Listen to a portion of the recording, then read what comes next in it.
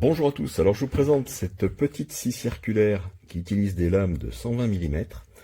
Alors petite, elle fait 610 watts de puissance avec une vitesse de rotation relativement faible, mais de 3500 tours par minute, mais qui donne des coupes nettes et précises. On la tient bien en main grâce à ses surfaces caoutchoutées.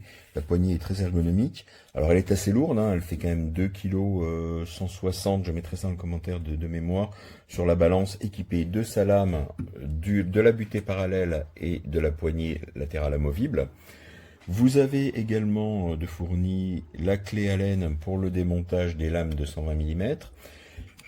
Ici, vous avez donc la butée automatique qui découvre la lame lors de la coupe, puisque ça vient s'appuyer ici et la lame se dégage petit à petit. Et quand vous arrivez en fin de coupe, hop, elle se reprotège automatiquement.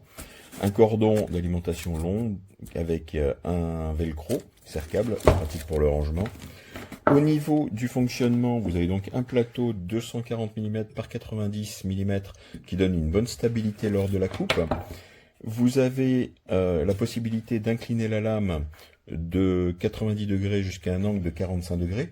Alors la profondeur de coupe maxi en 90, c'est de 43 mm contre 29 mm quand vous êtes à l'angle maximum de 45 degrés.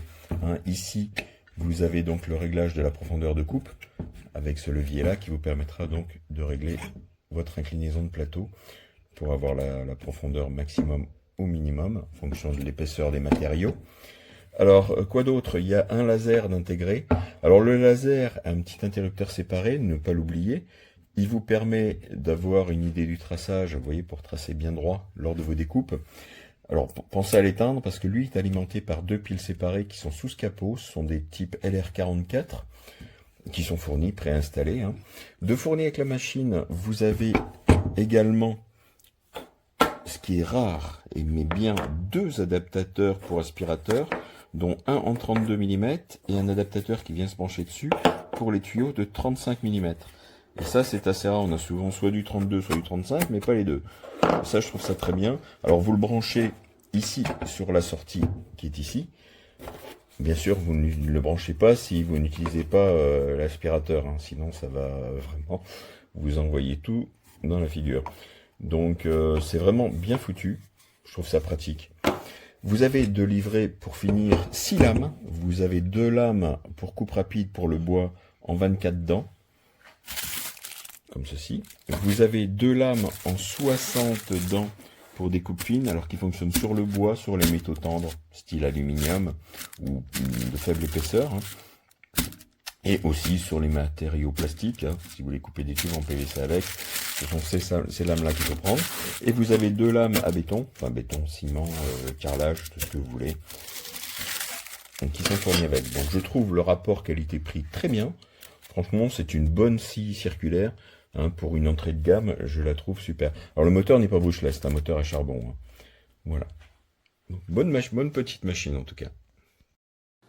So I've had the saw for a while. Actually, forgot to do the review until just now.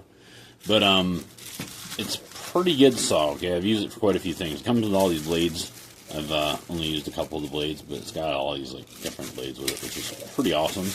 And it's got a nice long cord on it. It's got it's a lot of power. You got your little adjusters on. It's kind of good stuff. And you got this thing if you want to cut a board straight or whatever. And what really I like about it is it has this laser on it, which a lot of lasers you see on stuff don't work very well, or it'll say a laser and it'll actually be like a light, or something terrible like that. But this is actually like an actual laser. Let's see, yeah, you can see pretty good on there, and it goes straight along with your cut, and it's pretty effective. It goes about 3-4 feet on a board. I can see it usually. I really like it, and like I said, I've used this saw for a lot of different things. Now, that being said, I'd say it's almost perfect, except for 2 stupid little things. One is it has this handle comes off like this. It's pretty easy. That's not a stupid thing. It has this cover for your laser handle. It's supposed to go over it. it just falls off constantly anytime I'm not staying on there. But usually it'll just fly off and you'll just lose it. So it's kind of dumb. Seems like it should have something slightly better if they're really intending you to protect that. Now, that is not the biggest problem with this thing. This guide handle thing is the biggest problem. So let's hook it back on real fast. Maybe 20 minutes. Alright, so we got it back on there. So now, this would be great, you know. It's a nice heavy torque handle. And what do you do when you have a handle usually? You don't hold it like this, right? You don't hold it like this. You hold it like that, right up against it, right?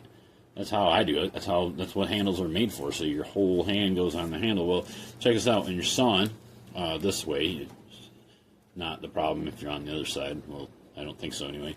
But if you're sawing and you're going up to your board and you're starting to cut it, well, guess what's going to happen?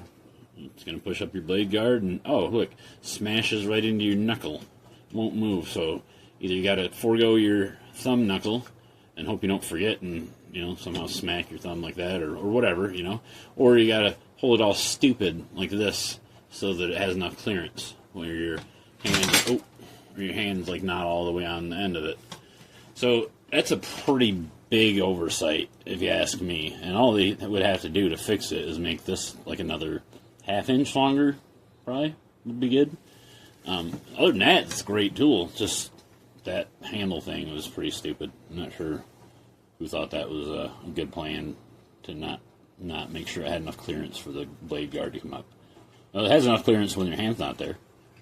Anyway, pretty good saw overall. I like it. Strong.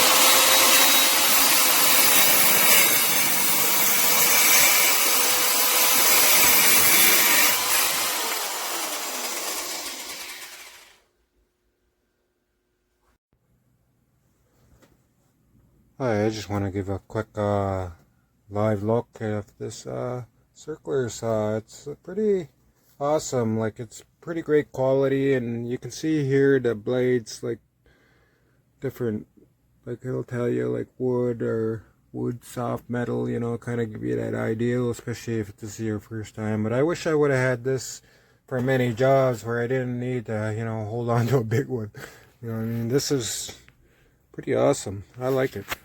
You know, sometimes, you know, it just makes an easier day. You know, if you can do things easier and with a better, you know, tool, it's that much better. You know what I mean?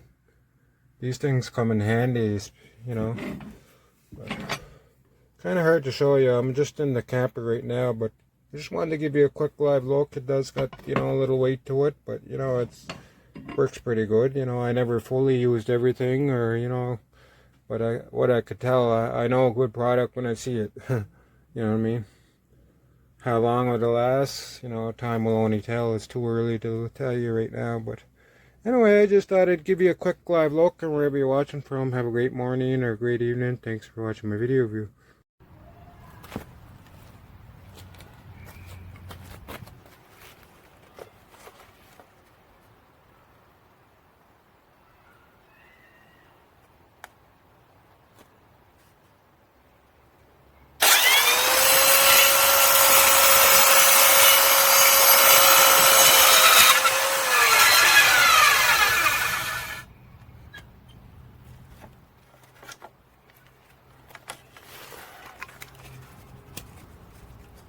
Durchziehen geht bei denen nicht, weil die an der Stelle haken.